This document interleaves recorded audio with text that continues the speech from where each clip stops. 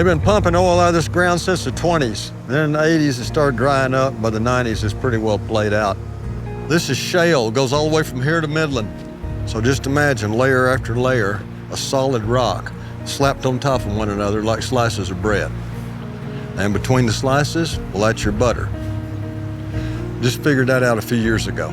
Now, Chevron spent $53 billion to buy a drilling company to get it out.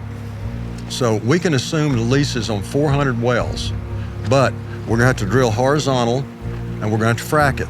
A deal like that's called a farmout. So we have access to 400 wells. It's gonna cost between $11 and $18 million for each well. We agreed to the first 9, that's $162 million.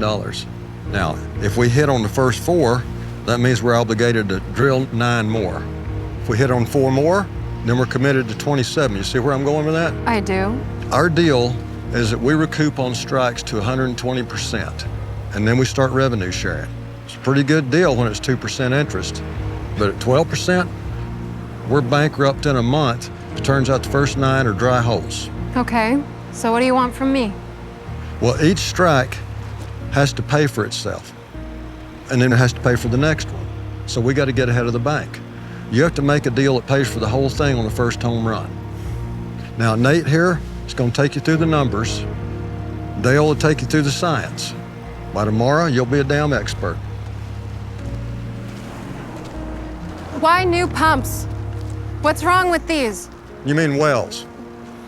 Too shallow. How deep do they need to be? Dale? Between 10 and 13,000 feet. But you gotta drill at an angle and then you gotta frack it. Frack it. You shoot a shit ton of salt water down hole and you squeeze all that oil out of the fractures. Then you pump it up, separate the water.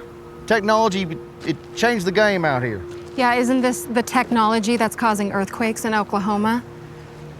There were earthquakes in Oklahoma before fracking, ma'am. Okay. Jesus Christ. Tommy,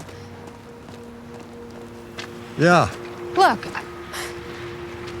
You understand, I don't think anyone should be doing this, all right? I think it should be illegal. Well, then you should have run for Congress instead of getting a job with an oil company. I have a very hard time advocating for something I believe is wrong. Says the lawyer.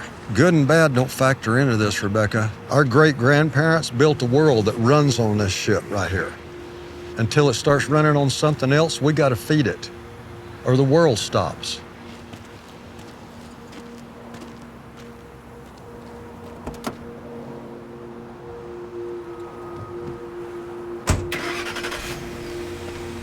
Hey, there is an alternative. You can throw your phone away and trade that Mercedes in for a bicycle or a horse and start hunting for your own food and living in a tent. But you'll be the only one, and it won't make a damn bit of difference. Plus, I hear the moral high ground gets real windy at night.